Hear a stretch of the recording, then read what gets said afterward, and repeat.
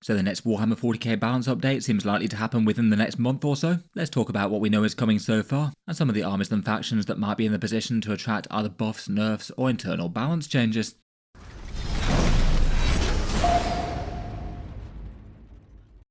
Hello and welcome back to Auspex Tactics, where today we're talking balance updates across Warhammer 40k, and in this one focusing on upcoming possibilities around the next balance pass with the new chapter approved mission deck and plenty more. If I had to guess at the moment, I'd suspect that the next balance pass is probably going to drop within around about a month or so. In general, Games Workshop do 40k rules updates roughly once every 3 months or so. The last one was March, which would make June kind of likely, and that does also seem to be their regular time for either launching a new edition of Warhammer 40k, or otherwise doing a major rules update with a new chapter approved set. We had the original Leviathan mission deck go live in June 2023, then the Pariah Nexus mission deck and all the updates that brought in June 2024, so it doesn't seem unreasonable that with the 3-month calendar as well, it could be sometime early in June 2025 that we get the new updated cards and a whole bunch of rules refreshes to go along with it. For this one, there's a whole bunch of things that we know will be happening. The new mission decks already had some previews, adding in a couple of other interesting ways to play with asymmetric missions, but also swapping out secret missions for those new challenger cards. We'll have the usual balanced Dataslate things and points updates, some rules changes, and hopefully some buffs for struggling units and nerfs for overblown units and armies. And if we're going by last year, then it seems that this will be the one where if they want to make any big impactful changes to the core mechanics of Warhammer 40k,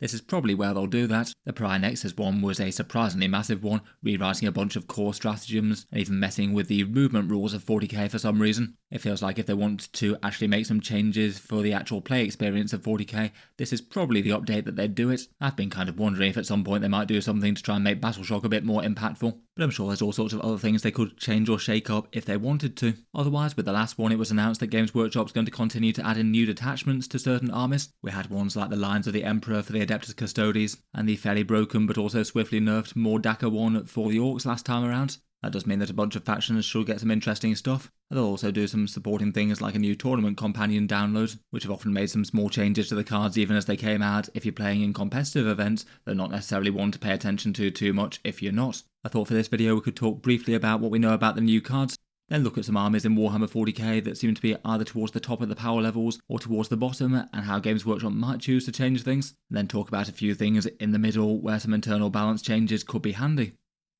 Starting out with the mission deck itself, and it seems that this one isn't changing things up too crazily from the previous one, still with primary missions and then secondary ones that you can either draw or select, deployment and mission cards, and then swapping out the secret mission mechanic for their new challenger card mechanic. It'll also have a rules pamphlet in here that does seem to be keeping actions around, though small changes as to the way that missions are played can occasionally be quite big. The main cards are most closely aimed at 2,000 point games, but it's really quite cool to see them including other ways to play in this one, asymmetric missions for people who are happy to have different deployment zones and different missions associated with them. Might lead to some imbalances, but also a bit of a shake-up in the way that you can play, and also some dedicated for incursion as well, making small changes to the deployment maps, I think primarily to try and keep objectives closer together, so that just a few units in a really big board aren't just completely spread out.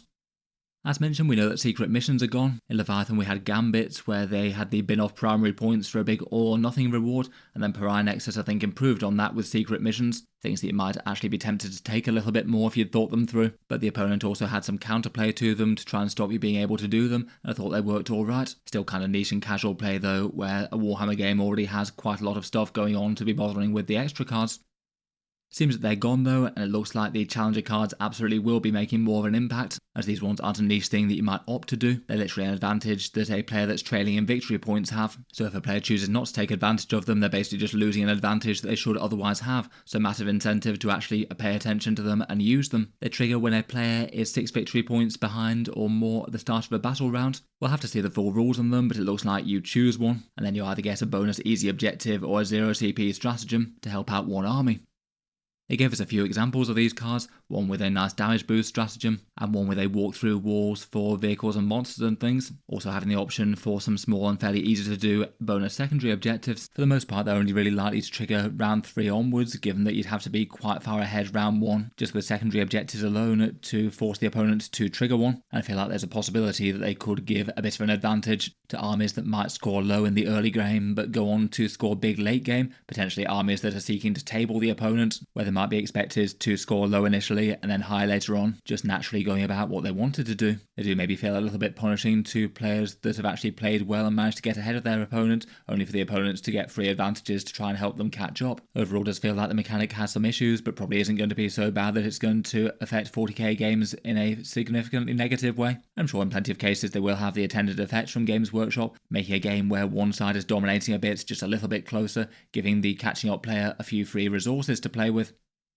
Otherwise though, outside of the new mission deck and any other changes that might bring, I thought it could be good to take a look at the armies that seem to be performing at the top and bottom of win rates and tournaments and things. As it's been for a while, faction balance doesn't seem to be too bad in Warhammer 40k. After the last balance update, Orcs were rather dominating a bit with more Daka, but then they got nerfed very hard, and lots of Orc players have switched back to Warhorde or other things. Taking a look at some win rates and stats from Goonhammer and Meta Monday, the overall armies that seem to be doing well, Imperial Knights are right at the top of win rates, Emperor's Children have very low data but also seem to be right up there as well. Win rates around about the 55% or so, otherwise Chaos Demons and Death Watch are both fairly standout too.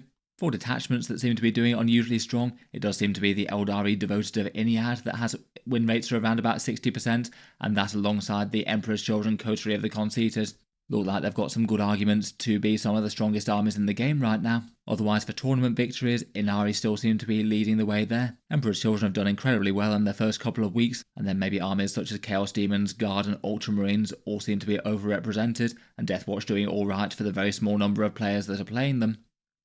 Before we move on to talk about those in a bit more detail, I'll just give a quick shout out to today's video sponsor in Titans Terrain. They have one option to get a board full of Warhammer 40k terrain on the go, doing things a little bit differently to most with their system of fold out cardboard tiles. The idea is that you have 3x4 tiles in a grid arrangement to make a board the right size for 2000 point 40k. You unfold each tile and up pops a building. So you basically have a battlefield that you can store completely flat within a box set the same size as a standard size board game, which could be quite a big advantage if you're trying to take it along to friends' houses or you've just got limited space to store it at home. They've got a few different designs to choose from with different sets and theming. The prices tend to start from around about £110 or so, or $140, maybe fairly similar to things like MDF terrain sets, and like most third parties are a fair bit cheaper than a whole board of Games Workshop terrain. Could be of interest to some of you in any case. It definitely has some advantages with the whole portability factor, though the folding cardboard design does have a few trade-offs versus other things. I'll swing back to it to talk through at the end of the video for those interested, and talk about a few of the pros and cons. There'll be links down in the video description if you want to check out their stuff though, and a big thank you to them for sponsoring this one. Let's talk through some of those strong armies though, and I feel like perhaps primarily in the crosshairs for a nerf of some kind are likely the Ynnari, at least by the numbers, and ignoring new releases like Emperor's Children and maybe Death Guard, who haven't really had too much time to build up data yet. They do seem to be the single most overpowered faction in terms of tournament win rates and victories. Broadly speaking, the win rates for Eldari overall don't seem to be too bad, but Devoted of Ynnari are up at 60% plus. And certainly do seem to be really overrepresented in terms of actual tournament victories as well. Ynnari do have some interesting combos, good characters with the Incarn and Ivrain, but it seems like the single biggest source of strength is that move out of sequence lethal intent that they can do. Potentially having their units either backpedal from a charge just when the enemy's lined up a good one, or spring out from behind terrain after the shooting's done so you can get a really close strike with some melee troops or fire dragons, or even do objective shenanigans. It does feel like a kind of hard mechanic to balance in its current form. I feel like if they wanted to adjust things to try and bring the Ynnari back into sort of win rates in line with the rest of the factions, probably some sort of rules nerf to the Devoted of Ynnari detachment seems like the better way to go. It doesn't currently look like most of the other Eldari are desperately overpowered in terms of their win rates and tournament victories and things. Hopefully they managed to go light touch enough so they're still very playable, but maybe by the numbers not quite this far ahead on average. I wouldn't be too surprised if they both get some rules changes and maybe some points tweaks as well. The Incarn and Ivrain are both very good, and if you want to nudge Ynnari to be a little bit less powerful, they could go up in cost. I still wouldn't be too surprised to see some Aspect Warriors take some flack as well. Most lists seem to be spamming multiple units of Warp Spiders and Fire Dragons. I'm sure points increases will be pretty painful for Eldari players on both of those, and they directly impact the strength of the faction, though it could be another route Games Workshop decides to go down. There's plenty of other very efficient Aspect Warriors though too.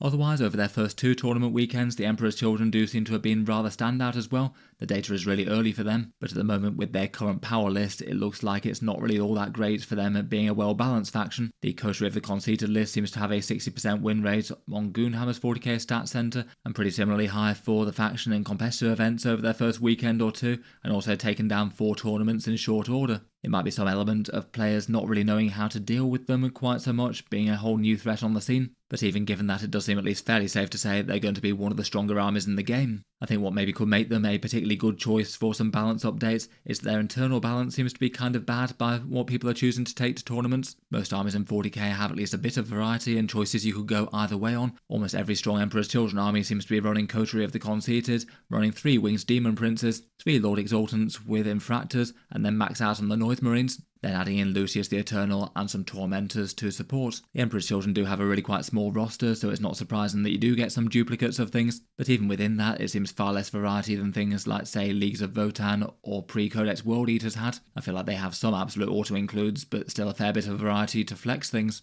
Ideally, if they did want to reduce power level for them and they did decide it was a problem, some sort of rules nerf to Coterie of the Conceited might not be the worst idea, just to make it so that other detachments are a little bit better by comparison. And otherwise, maybe things like the Winged Demon Princes getting spammed in every single list could be another target, or maybe the Lord Exultant. I feel like both of those have room to increase in cost a little bit and still be very, very effective units on the tabletop. It'd be pretty nice if they could pair that with some points drops for things that are currently considered not so good for their points cost, maybe Fulgrim and the Flawless Blades being the most obvious unique Emperor's Children models. Both of those seem to be entirely absent from Emperor's Children list at the moment.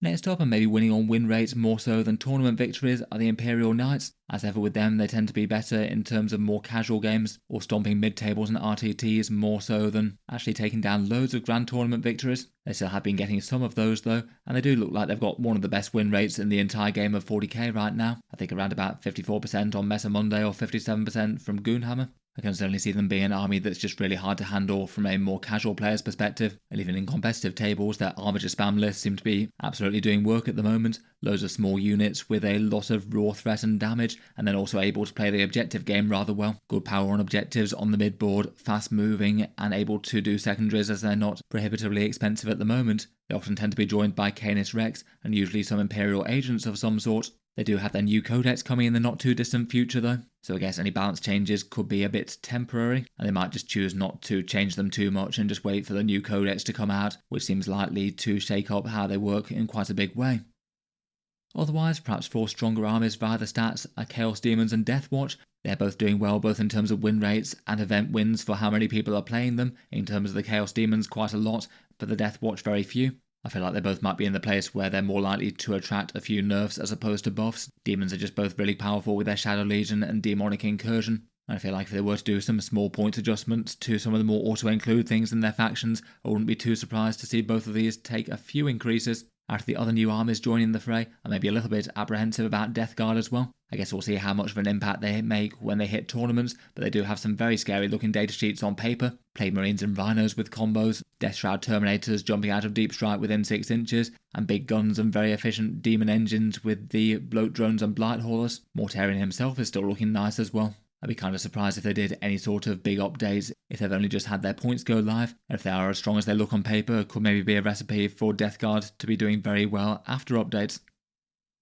Before talking about some weaker armies, I thought we could mention Codex Space Marines, which maybe seem to have their usual problem of both being a strong and weak army at the same time. Games Workshop have made an effort to actually try and balance Space Marines for 10th edition in the last couple of updates, initially giving them that big boosted +1 to wound oath of the moment, and also making Gilliman's rules far more powerful. Then in the update that followed that, after Ultramarines had been a rather top tier threat at the top of a lot of tournaments, they made some changes to stop other non-Codex chapters from gaming the rule, like Blood Angels that didn't take any unique units, and for the Space Marine adjustments they did hit Ultramarines with things like Marnius Calgar's points increase, and breaking Uriel Ventress's combo with Centurions, but left Gilliman untouched, and instead chose to increase the points of a bunch of firepower units. As a result, if anything, it's pushed Space Marine players to be even more dependent on the boost that Gilliman can bring. To me, it seems that if they wanted to do anything, it might have made more sense to increase the cost of Gilliman and leave other units the way that they were, as it maybe just seems to have further underlined that Ultramarines are the absolute top dogs, just due to the big effects that Gilliman can have on an army, and if you're playing one of the other chapters with now more expensive units, the challenge has just got a little bit harder if anything.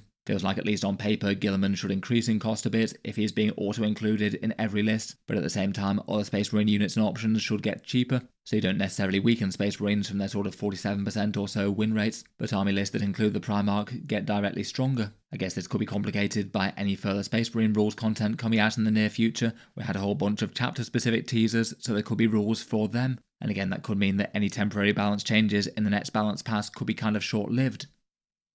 Moving on to a few of the 40k armies that perhaps look a little bit weaker on the power spectrum. As ever, Imperial Agents are maybe the biggest ones to mention here, though otherwise for 40k factions on the tournament stats, it looks like multiple sources have Tau and Black Templars struggling, around about 43 to 44% win rates, and generally not being so well represented on the top tables. Not necessarily with any enormous nerfs from the last balance update, but both of them more sort of feeling like the other factions have been gradually gaining on them over time, with some of their rivals gaining power when they didn't significantly. There's definitely a fair few other factions when people just aren't playing them that much and just don't seem too strong when they are. Maybe Chaos Space Marines, Admech and Sisters, all a bit on the lower end of win rates, and Drukhari and Thousand Sons tend to have tiny player bases that are quite good at the game normally, but there's very few people playing either of them as well, and doesn't seem to be loads of excitement for playing the factions, though I guess both of those are still outstanding for codexes at some point in 10th edition, the Thousand Sons kind of soon. Besides Agents, it certainly looks like the Tau need help, both doing badly on the win rates and really badly in terms of top tournament placements, basically into 2025. The last balance change did help them at least a little bit on paper, getting Krutox Rampagers cheaper and the experimental prototype cadre, which a lot of people found interesting enough to try out, but just don't really seem to have had much success with on the tabletop. I feel like Tau as an army since their codex has come out has had pretty good internal balance, people playing and using most of the detachments for the vast majority of the edition, and most units having good arguments for them in the right detachment, but just seem to be lacking a little bit of overall strength. In general, they're often a fair bit harder to play than some, given sort of fragile-ish units that often needs to get close with shooting and get lines of sight early, and also balance scoring in the early game versus being destroyed too fast. The guiding mechanic's always been a little bit clunky and painful in 10th edition, and the army's weirdly reliant on its stealth suits to get its good damage output. I guess that could be a source of strength if they wanted to tweak something and make them shoot harder, but overall, whether it's rules or points, they need some help. I feel like with the Tau battle suits and things being quite so cheap to put on the table at the moment, I think most people would probably prefer rules buffs as opposed to points decreases. Things like Riptides and Crisis suits feel weirdly cheap to put on the table at the moment. Feels like it'd be nicer for them to just be a bit more impactful, and some degree of either more dangerous or tankier, potentially gaining strength that way, and rather than making the army even cheaper and potentially even more expensive to collect in a physical sense and put on the table.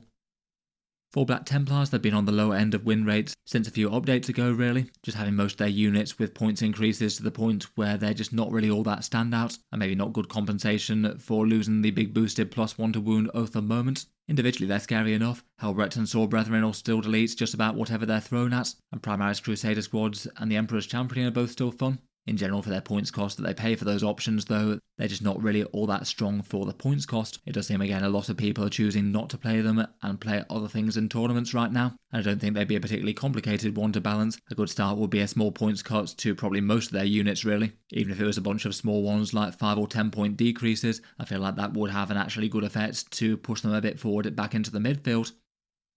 Otherwise, probably still worth mentioning Imperial Agents, though at least up to this point Games Workshop seems to have given us all the evidence they don't really intend to balance them as a normal faction. Not exactly amazing news for people who tried to collect them as an army and bought the Codex to do so and everything. People occasionally have some success with them with sort of board control Imperialis fleet lists, but otherwise mainly seem to be a faction that's intended more for fun and fluff style games. Primarily I think the biggest things on the wish list will probably be an army rule, so they actually have something if they're not being fielded as allies, and maybe ideally one that might help them out against tanks and monsters, as the faction just doesn't really have any good units to deal with those at the moment. Feels like they could have some creative rules if they wanted to, maybe some sort of new version for orbital strike, or perhaps inquisitorial dispensed equipment such as free uses of grenades and things, or maybe having some way to ally some anti-tank knights in a little bit cheaper.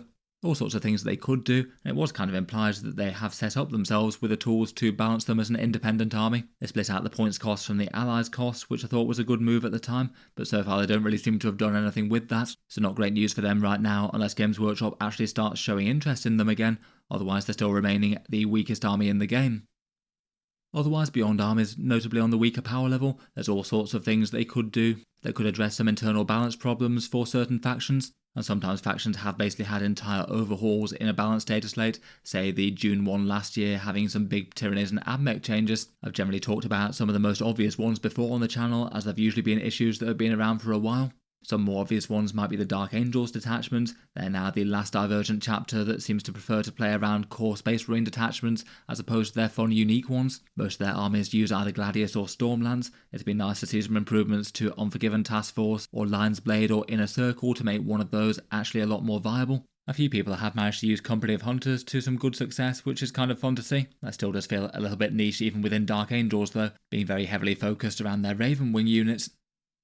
Chaos Knights get the obligatory shout out that at some point it will be good to have an actual balance between their big knights and their war dogs, the war dogs basically being the mainstay of the army in the competitive game ever since their model kit release back in 9th edition, which is just weird it's lasted this long. They've had multiple small decreases for the big knights, but hasn't really ever changed the balance in a significant way. I guess maybe there could be some hope from their Codex coming in the not too distant future.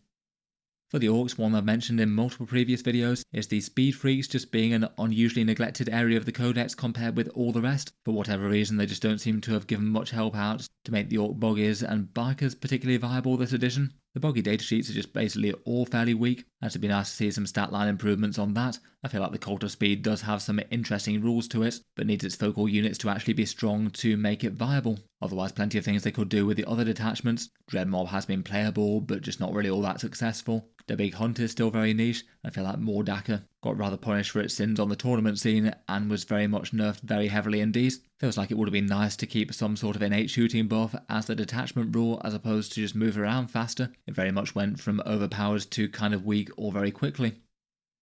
Just for a few other scattergun units from a bunch of factions, Astra Militarum also have some really obvious units that seem to be badly balanced at the moment. After the new Death Corps releases, it's maybe a shame to see Lord Marshal Dryer and the Death Riders being quite so underwhelming in game. Dryer costs a bit too much for what he does, and the Death Riders are just weird to see at a higher price point than the Rough Riders, particularly given they deal so much less damage. Baneblades would be nice to see a little bit more effective again, maybe given the squadron keyword or some points decreases if not, and the Rogue or Dawn tank commander versus the regular tank commander seems like a bad balance at the moment. Not really too much reason to take the regular Lehman Russ tank commander when there's only 30 points difference to upgrade to the big scary heavy tank. For the Sisters, one that I'm surprised hasn't gone down in points at some stage is the Triumph of St. Catherine. Games Workshop gave it a massive nerf to its main special rule, where to generate you extra Miracle Dice 6s, yet for some reason I've still kept it all the way up at 250 points, despite having that enormous nerf applied to it. I thought it was actually fairly well balanced at that price for its previous ability, but it needs to drop down now it got worse. The Chaos Space Marine Lord Discordant on Hellstalker has been another bit of a loser in this edition. Games Workshop gave it a tiny points decrease in the last update, though it seems nowhere near enough to get it playable. Again, for the Orcs, will be nice to see the Stomper drop down. Probably unlikely to happen. Games Workshop seem to treat things that are over a certain points value as sort of deliberately kept niche. They can still shoot kind of hard in the Dread Mob, I guess, but still cost far more than what you'd hope for. And for the regular Space Marines, if they wanted to help out a few units, it'd be really cool to see Terminators and maybe Aggressors actually being a focal unit that you want to build around on the front lines. Terminators have just been doomed to be rather mid for the whole of the edition so far, and the Aggressors maybe felt like they were paying for being a meta unit in the early edition and had their points cost jacked up a little bit too far and could probably do with dropping down again a bit. Otherwise, loads of possibilities that they could do, again many of which I have mentioned at some point or other on the channel, and there's kind of endless amounts that you could go into just about every faction in 40k with their overshadowed detachments or units that could do with a bit of help in one way or another. They certainly could make some core rules changes to the game if they want to, and will be interesting to see if they do, but maybe to end with just one other really obvious one they could choose to make happen at any time would be to try and balance flyers and fortifications. Again, it's always been rather arbitrary that these two are just basically doomed to be never good in 10th edition. I'm pretty sure that if they wanted to make them actually part of a balanced army list, they could absolutely find ways of making that work, whether it's hard caps on say just one aircraft or fortification per 2,000 point list to stop spam of them being problematic, or some sort of scaling point system where one costs a certain amount of points, then the next choice from that class costs an extra 30 points or something. I feel like there's definitely ways that they could go down to try and make these actually interesting choices that are balanced and strong for the competitive game, but don't cause problems of people playing against entire castles worth of fortifications, or enormous alpha strikes where 6 flyers just swoop over you and gun everything off the table. Again, maybe seems a little bit unlikely at this point. It doesn't seem at any point in 10th edition that they've made much efforts to try and balance any of these, but still remains one of the most obvious things for models that people might have gone out to buy that aren't really being done good service in terms of being genuine parts of people's armies, at least for the vast majority of their choices. I'll leave that one there for now though. Let me know your thoughts as to what Games Workshop might do in the next balance update, and which armies and units would you like to see buffed, nerfed, or have some internal balance changes. I look forward to hearing all your thoughts down in the comments below. Finally, I'll just swing back to mention Titan's Terrain again, the video sponsor, and talk through a few of their pros and cons and their specific sets. As mentioned, the idea behind this is it's cardboard terrain that folds flat and that does come with a few trade-offs. It means it's very easy to store on transport due to being able to pack away in a box set the same size as a normal board game. It's a fair bit cheaper than a whole board of Games Workshop terrain, and at least somewhat comparable to boards worth of MDF, and it doesn't need any painting or assembly, so ready to go immediately if your hobby time's on the limited side. For the downside of it versus other things, it's a bit less sturdy and hard wearing versus plastic or MDF things, given it's made of cardboard. It does need to be looked after, and needing to fold flat means that you might struggle to put things at the top floors, and the grid layout does mean a little bit less flexibility than some. You can get some variation by rotating the things, but it doesn't really make competitive style boards and can make a few firing lanes. Might be worth putting at least maybe 1 or 2 extra terrain bits, just to break a couple of those up for 40k purposes. In general, I've had some good feedback that they do okay for casual games though. For the different sets they've got a Forgotten Furnace one, which is all Chaos Runes and Glowing Foundries. A more standard sort of ruined city type thing with bombed out buildings and armoured containers. And then a slightly more verdant sort of fantasy ruined setting, an overgrown capital that could be used for both 40k or more fantasy game purposes. Each of those also have a big dramatic central building that you can get as an expansion as well, a cathedral type thing for 2 of them and a big infernal spire for the foundry one. They're made by pushing 2 tiles together. In any case, thanks to them for sponsoring this one. I'll leave them links down in the video description below. In any case, I'll leave that there for now then. Feel free to subscribe to Auspex Tactics if you'd like to see more like this. I do tend to post new Warhammer 40k videos just about every day. If you've been enjoying the videos on the channel and you'd like to help support, Auspex Tactics does have a Patreon page as well, and you can find that linked in the video description if you'd like to help keep them coming. In any case though, an enormous thank you for listening, and I'll hope to see you guys next time.